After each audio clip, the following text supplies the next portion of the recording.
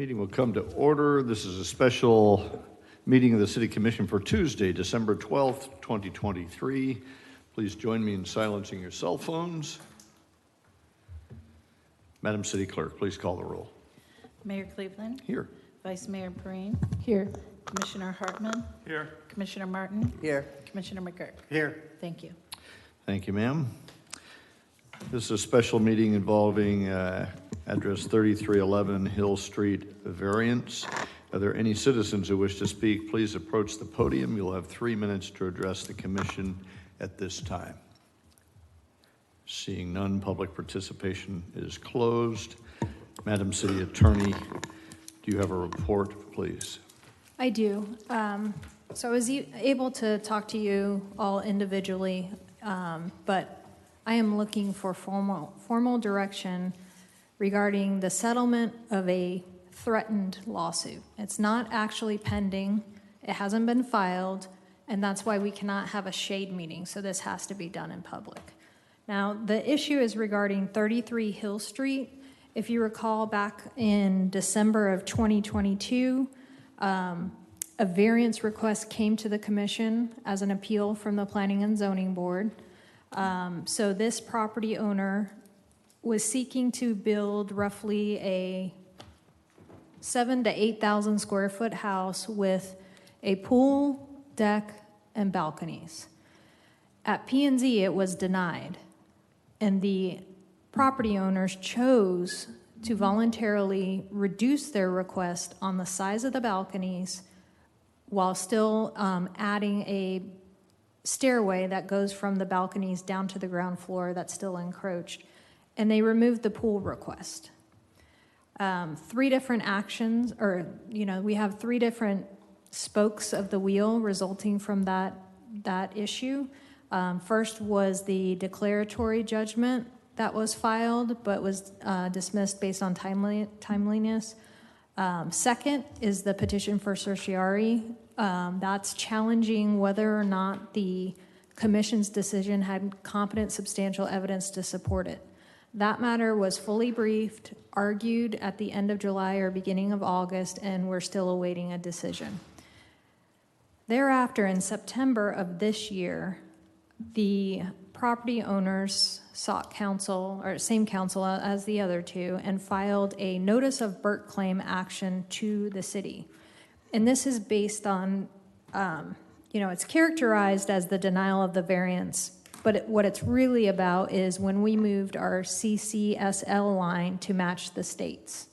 So when we took that action, although the line meandered and some people got more property to develop, others did not, this particular property did not.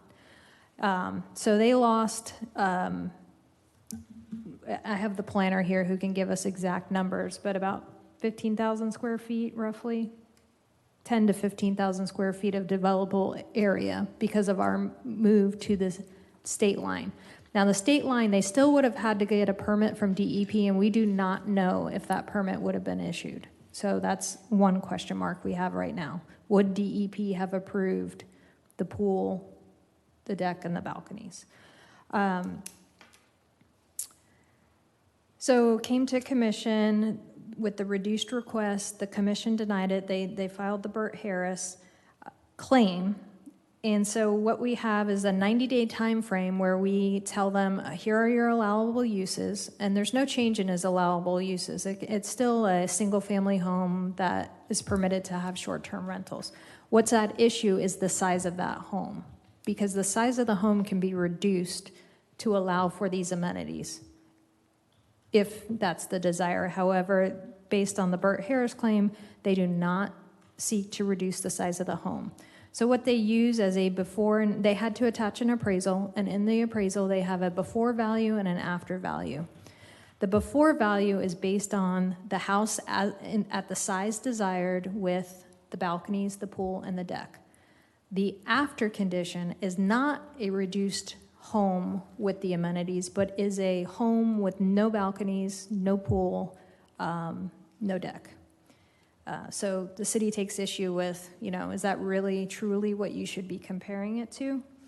However, we are where we are, and one of the things I mentioned to you individually, but I believe I inverted or transposed the language with some of you. If we make a bona fide settlement offer and they end up filing the litigation and the city prevails, we are entitled to have our fees and costs back. However, it doesn't work in reverse. So regardless of whether we make a settlement offer or not, if they prevail, they would still be able to go after those fees and costs. So I think that's where that may affect the direction you give tonight. And so we do have insurance counsel here. This is Doug Noah from Dean Ringer Law Firm, who's going to get into the exposure the city faces, and kind of talk through some of the issues. But ultimately, what we're looking from the commission is one, direction on whether to give a settlement offer, and two, if we are going to give a settlement offer, what it is. The only thing I wanted to mention as well is while insurance is covering a portion of this, it is limited. So it's not full. It's not like we have a $25,000 deductible and they get the rest. They have a set limit, and once we go beyond that, the door's wide open. So they're claiming a $1.25 million loss in value. So essentially, I want the commission well informed on the city's risk moving forward. So, and with that, I'll introduce Doug Noah to the stand.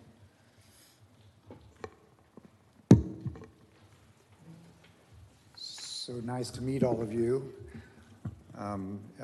Good summary, Carrie. As she mentioned... Mr. Miller, just for the record, just your name and the firm's address, if you don't mind. Sure. My name is Doug Noah, N-O-A-H. It does sound like Miller. And I am at, my professional address is 200 East Pine Street in Orlando, Florida. That's where the firm is from. And as Carrie mentioned, we have been retained in order to represent the city with respect to the singular Burt Harris claim. I'm the lawyer that's been specifically assigned that claim, so I'll be taking the lead on it. I'm not, if you all aren't familiar with the Burt Harris, or maybe you are, and I don't want to be duplicative of what you already know, but Burt Harris is a statutory enactment where the Florida legislature has provided a remedy for property owners. And the way that the remedy works is the property owner purchases a piece of property under a set of land development regulations, and they depend on those regulations for the grounds that they purchased the property and what they want to do with the property.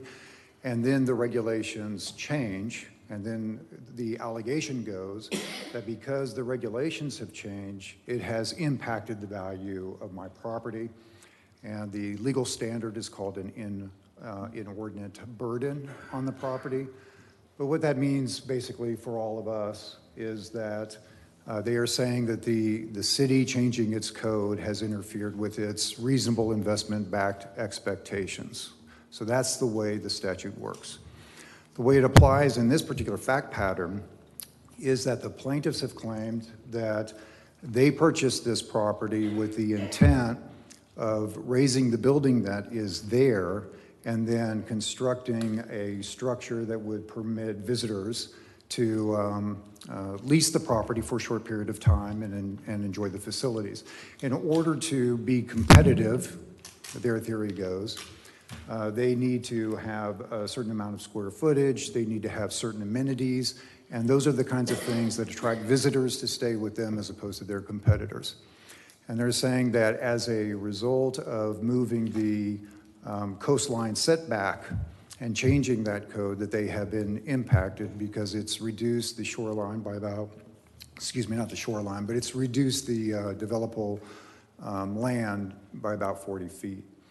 And they can still go forward with the development. They can still have a pool as they want. They can still have a deck as they want, but they have to obtain a variance from you all.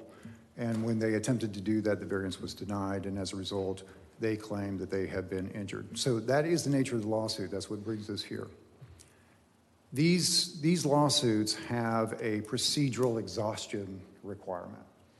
And what that means is it's kind of like the inverse of eminent domain, if you've ever gone through that process, where you make an offer supported by an appraisal, and then they respond, the property owner responds when you take property. This is exactly the opposite.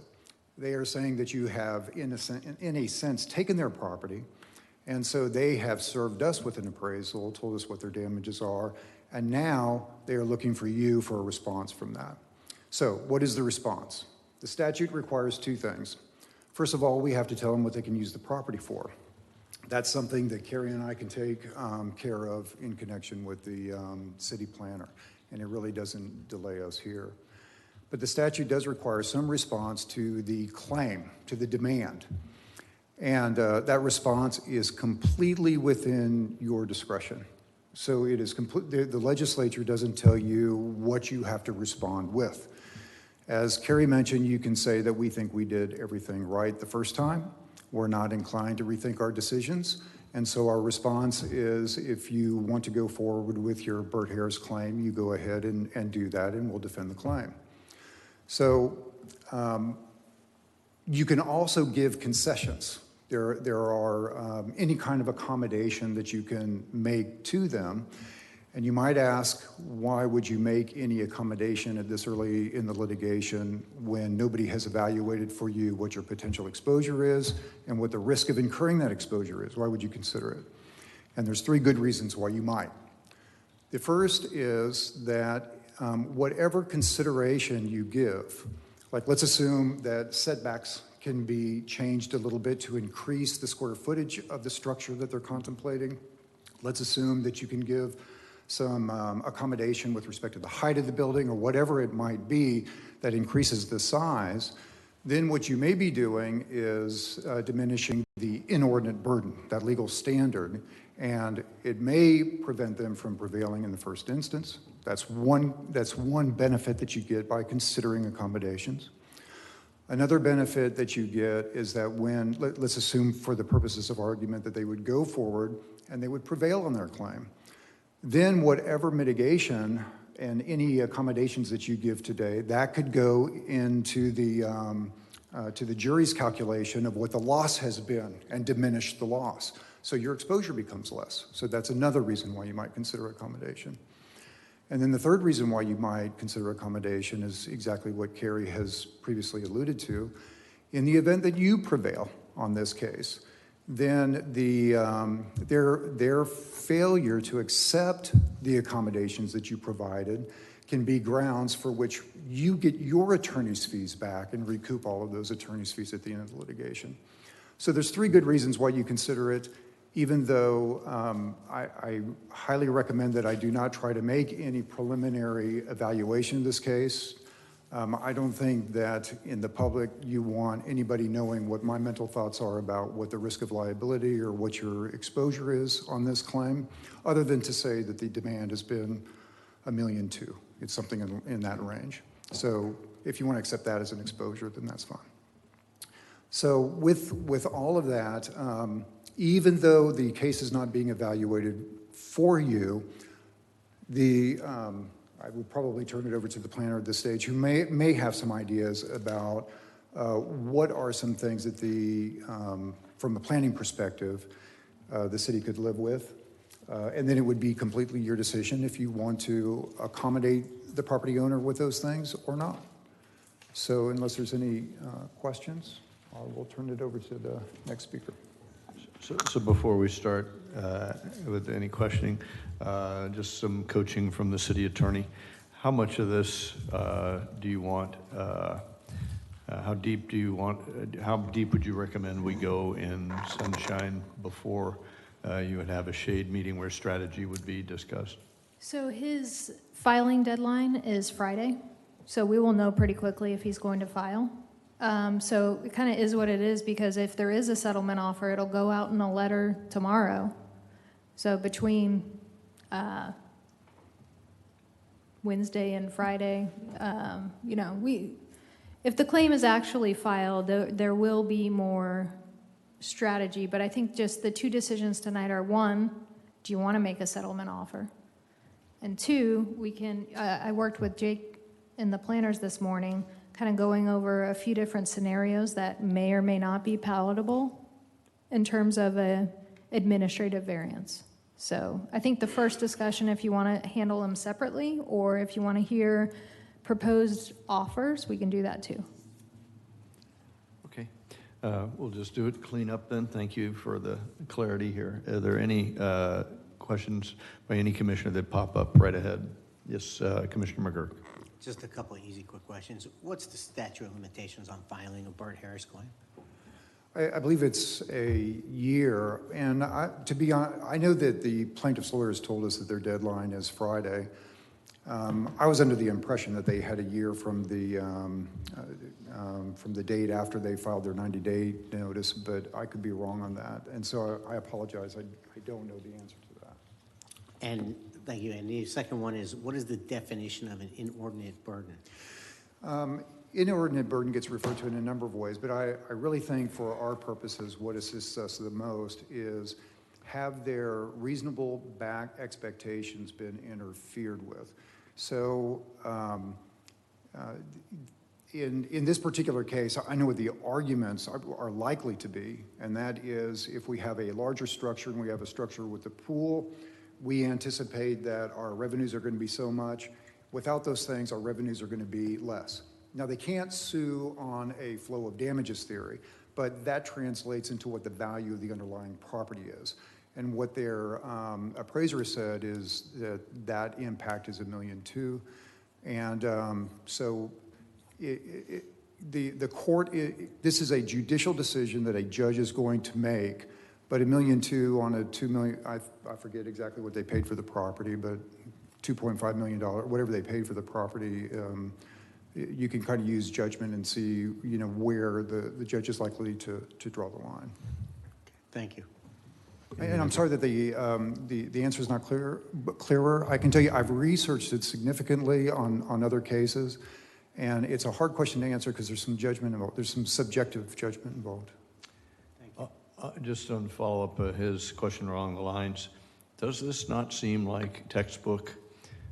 You had Rule A, which was established before I bought the property. You buy the property, the property line changes by action by the commission. Therefore, I'm fouled because my property is less, 40 feet, whatever it is. It seems textbook on the surface without knowing the size of the home and all the stuff that Jake will reveal. Just seems real textbook. We changed the rule, therefore they've been harmed. I think I would answer it this way. The theory as it's presented meets the nature of what the act is designed to do. But I can tell you within the different terms, there is going to be a tremendous amount of litigation, I would assume, involved. So the astute question about what are we talking about when we say inordinate burden? What does interference with reasonable investment back expectations mean? Those are issues that are going. I would not say that this case that because it fits the fact pattern of the statute that the city loses this case. And I think that there's a number of risk factors that they have as well. There's some speculative issues. I think Carrie alluded to one, which has to do with have you interfered with their investment-backed expectations at all? Would they have required a permit, they call it a protection permit, from the Department of Environmental Services? And what is the likelihood that they would have gotten a permit like that? I haven't done any of this research. And beyond talking in generalities like that, I wouldn't advise that I go into a whole lot of detail on either liability or exposure. Thank you. Are there others with questions? Did I answer your question? I'm Yes, sorry, sir. Mayor. You did. I mean, what I hear you say is, yes, on the surface, Mayor, it looks like it's textbook, but the degree of damage is negotiable or is interpretable. There are a bunch of gazintas that would they have been qualified for this size home? I would tweak what you said with just this one thing. I'm not only challenged at this stage of the litigation where all I have is a demand and I have the factual record that I've reviewed from some of the pleadings and so forth. by no means would I tell this panel that they're not going to prevail on liability. I don't know that at all as I stand here right now. And it's something that you can rest assured that we would do everything that we can do to advocate that you should not lose on liability. It's not just a damages issue. It's a liability issue, and I think that there's risks on their side. Yeah, well, this actually, when did we change that line? What year? 2020, or I'm sorry, 2021. I have the dates here. Okay. He bought it in 2020, and we changed the rules in 2021. Thank Yeah, you. their date of ownership is November 3rd, 2020, and our line was changed on May 11th, 2021. So it was after, okay. Any other questions, Bacon? Yes, ma'am. I have a Commissioner few. Of that 1.25 million exposure, how much of that would the insurance cover versus what's going to hit our budget? As I don't get involved in coverage issues, it would be a conflict for me. Sorry, let me just give this caveat and then I'll answer your question directly, I promise you. I represent you all. I do not represent the Florida League of Cities. So if there is any issue about what the coverage is and so forth, I don't usually even comment on that. What I do understand from your policy just generally, in the slang, it's called a self-eating policy, where the league has said that we will cover so much money, and then the attorney's fees that the league incurs eats away at the coverage amount. So if you have coverages for $100 and the fees are $25, then you have $75 of coverage. It's going to be something like that, but that's something you should speak to your general counsel about, or your risk manager to give you those opinions. Not here, but I mean that's a policy review question. Yeah, obviously we have fiduciary responsibility to make sure we make good decisions. That's a reasonable question. At some point, we'll want to know that from someone. So I have a question with the CCSL. That was a state line that we were just trying, to my knowledge, we weren't here on this board, 3 of us, but to be consistent with that. And this home isn't the only home that had to make changes to be in alignment with that state CCSL line. So I don't understand why this would be a topic if we were just truing this line up so there's one line.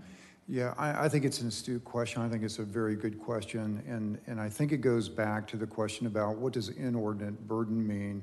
And you may recall that I said that it's got a couple of connotations, but I gave the reasonable back investment because that's what we deal with.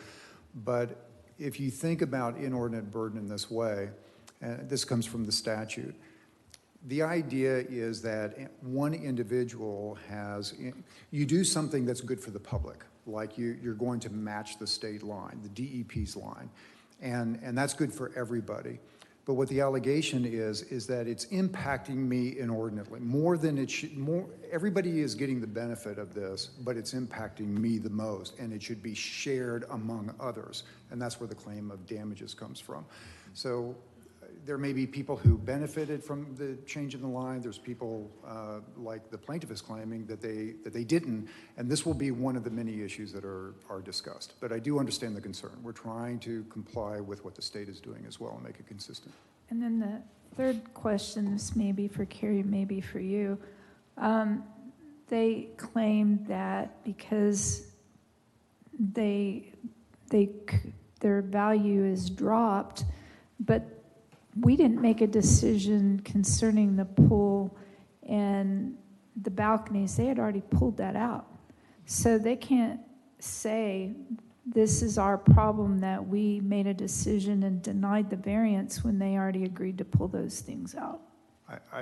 Well, Carrie, do you want me to respond? Or So there's 2 ways to look at it. One, I agree with your assessment. However, they can also look at it in terms of the line moved. We could have done it. Now we can't. So there's different ways to view that problem if you have anything to add. The only thing I would add is we're well aware of what you're suggesting there, and that is part of what we will be litigating as we go forward. But I'm certainly sympathetic with the thought that what was denied was not what is currently being claimed as being owed. So it's not lost on us, I promise. Are you fit? No. Well, Commissioner Martin? Yeah, just some curiosity, does it require a unique issue? In other words, that this property be the only one that was impacted by this change? So is there any need for a unique status? No, the inquiry is going to be limited to, have they suffered a diminution Okay. of their So it investment back hasn't- expectation? It's not Nothing. unique to them. Okay. And is there any way to gauge, and I don't know, maybe it's a shame we should be asking, I don't know how to gauge the likelihood that the DEP would have given them the permit. That can't be done here, and what I would suggest to you, that goes to the liability issue. As was asked before, once this lawsuit is filed, then Carrie and I can have a meeting like this with you, and we can talk at length about liability, risk of liability, and exposure. I tend to think those questions are better suited for them. I think that if the panel is going to make a decision to grant any accommodation tonight, if you decide to do that, and you're not required to, but if you decide to do that, you'll be doing it for one of those three reasons that I mentioned.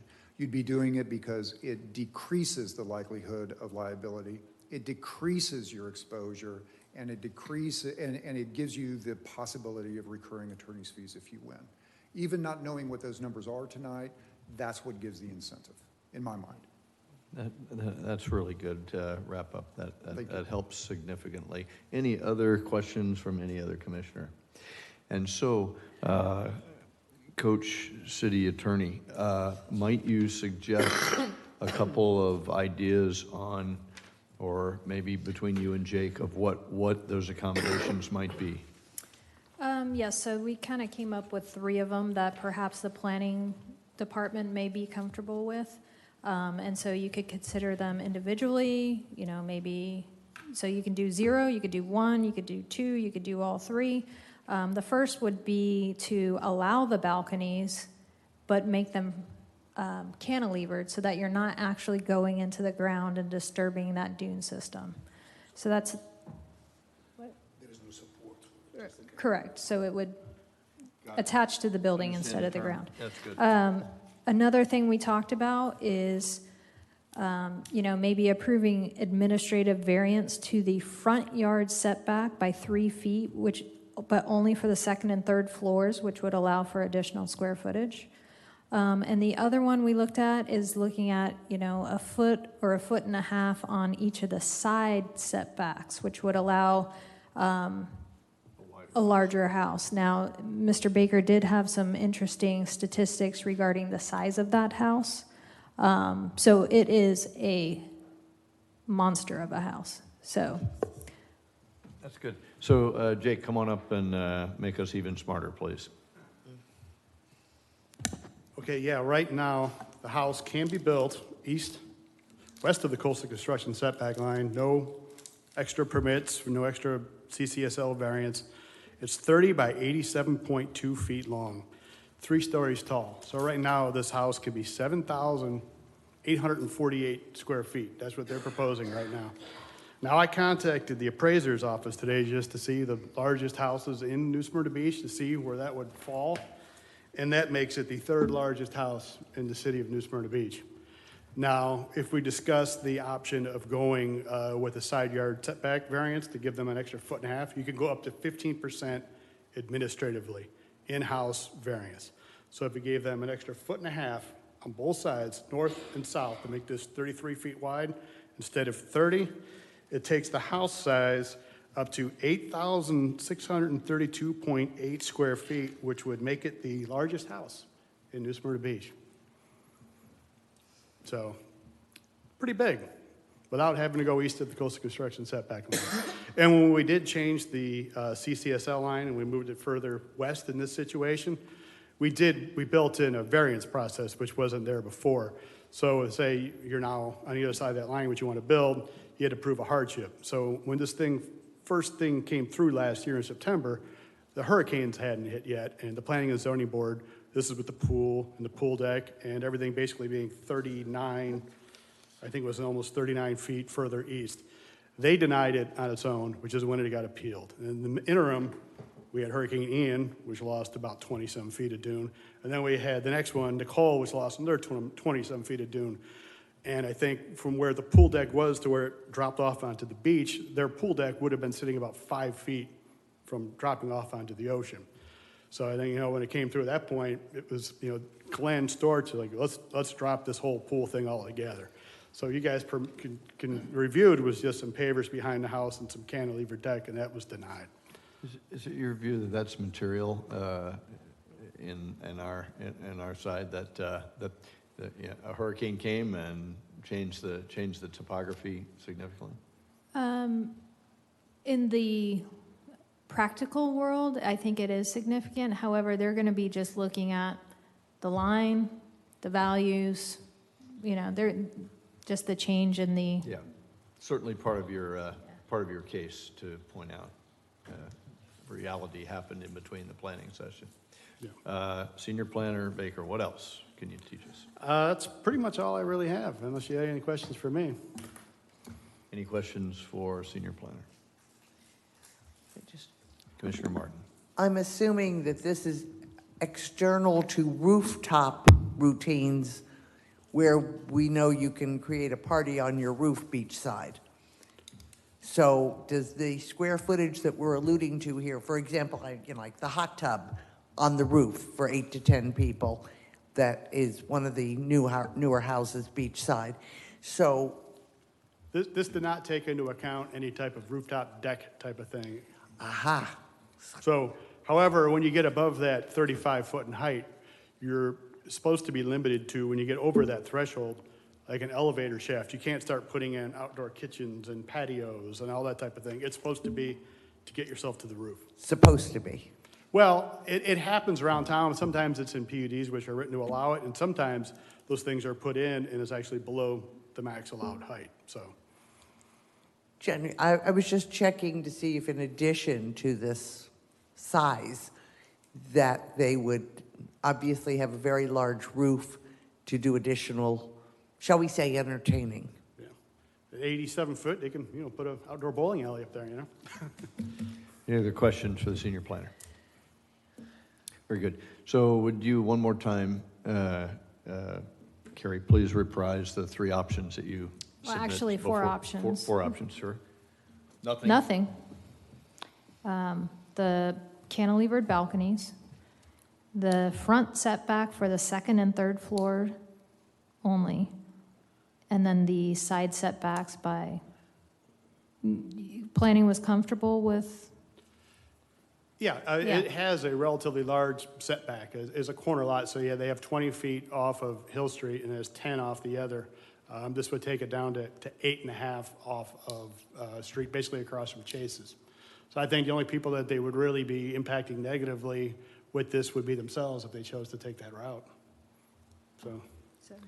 Thank you very much. Let's have a discussion then. We'll keep you at hot standby there, Jake, for a follow-up. I favor the cantilever where there are no posts in the ground. It's structurally made on the building, so there's nothing underneath the deck. I favor that. And if we wanted to add sweetener to that, some kind of a setback from the front of the property accommodation. But that's my personal view. Anybody else have something that they really like before we make a motion? I agree with you, because it is a corner lot, so they have the additional side yard setback, so, the impact would actually be minimal and not, I don't impact any safety issues with the fire department or anybody like that, so. So I like I agree with you, Mayor and Commissioner Hartman. The cantilever decks, balconies are fine. I can take the side yard setback. I can add to the side yard setback because, for obvious reasons. And then I would I'd like to stop there and not necessarily give any more. We've done enough with that. Very good. Commissioner Martin, or Vice Mayor? Just a clarification, so the cantilever in the side setback or the front setback? Front setback. Front only? Was it, Because I you were heard taking two a side different setback? things. Side setback, that's fine with me. Maybe we could go- Side setback and cantilever. We go directionally, Plus, north-south, you're adding- call it like that, so it's clear. Any clarification, you're giving him two? Yeah, that was my idea, was it helps on the leverage. In my opinion, it helps on the leverage. We didn't just do one thing, we did two things, Your Honor. Overwhelming, we're really trying to accommodate these people, although, you know, hurricanes came, reality set in, et cetera, et cetera. So we didn't just do one thing, we tried to do as much as we possibly could And- to what will be the third largest home in New Smyrna. And the side yard setback is not gonna affect anybody. Yeah, well, I'm looking at God knows how many, this is a residential neighborhood. He has stated specifically that it's for short-term rental. And the number of people that will be generated in this house, I mean, I'm wondering if there's fire marshal requirements dealing with this size. It's And- technically a single-family home. And when I was saying the 1.5 foot, I mean from the north and south, just so we're clear.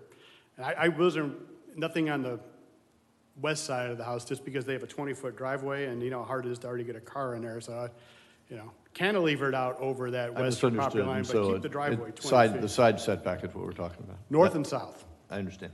yeah. Vice Mayor, any more? Commissioner Martin? I have some concerns about precedents, setting a precedent with any of this. But of the four options and trying to make some kind of an offer of accommodation, I would go with the cantilevered balcony. I hear you with two, but the reality is, in that area, which I know very well, I bike there a lot, I talk to a lot of the neighbors there, I am distressed by the burden that this will be putting on that neighborhood. Thank you for that. Appreciate that. And so, just for clarity, is it the opinion of council that this sweetener, as I'm calling it, adding two, would, does it matter or does it not matter? If it helps you, that's what I'm trying to give you more tools in your toolbox. Yeah, I think that's helpful. Okay, so is there a motion, or we'll need a motion to do something, and so the chair stands ready to accept any motion. Make a motion to make an offer to allow the cantilevered balconies and the additional side yard setbacks. I have a motion for cantilever and a side setback. Is there a second? We'll have a discussion. I'll second it. Second for discussion. Along with that zoning, or that variance, there were also some concessions on their sides about landscaping and is that going to be included in? Well, their original request was to have, they were gonna rip out all the Brazilian peppers, they were gonna replant with native vegetation, and they were going to take everything east of the, was it the original CCSL line? And zone it conservation, so it cannot be Right. touched in the future. But while we're talking about side yard setbacks, the south side, because it's on a street, is actually a front yard. So if we make the motion, I'd make it north and south, if you don't mind. Because the one, south side's actually a front yard, and then the north side is a side yard. For specificity, if Yeah, it's north okay and with the south would motion make it. maker. we'll, North and south. North and Yeah. south. Okay. Any more discussion? Yeah, Go ahead. So then those stipulations would still be in the agreement. You would need to make that part of the motion, so long as they agree to. Would you be willing to? So the idea is that we would ask for all the things that they offered as concession, which is landscaping in accordance with what's in the record previously. Is that acceptable Yes. to the motion maker? Good. Vice Mayor? I agree. I like the idea of putting the landscaping back in to original motion, and I would vote for two things. Any other discussion on that? Just a question, I mean, we put this out. and they accept it, that means we're stuck with it, right? Yeah, if they move forward, drop their claim, and build it, yes. That's the idea, that's the enticement, I think, right? That's what we're after. But those still dependent on the DEP permit, right? Correct. Right, so. They have significant hurdles yet. Okay, Do you want me to make the amendment specific to exactly what they said, or just name them as the concessions that they've given our planning staff? That would work. Okay, so We I'm have gonna, those recorded. I'm gonna make an amendment to my motion, which specifies setbacks on the north and south side, and that the applicant also has to agree to the concessions they have given to the planning staff. and the cantilever, Second. and the cantilever. Yeah, well, that Okay. was, And yeah. we have a second? Yep. Any more discussion? Madam City Clerk, please call the roll. Commissioner McGurk? Yes. Commissioner Hartman? Yes. Commissioner Martin? No. Vice Mayor Breen? Yes. Mayor Cleveland? Yes. Thank you. Motion carries. Thank you very much. Appreciate that. Any further comments from the commission? We're adjourned. Thank you, Mr. Noah.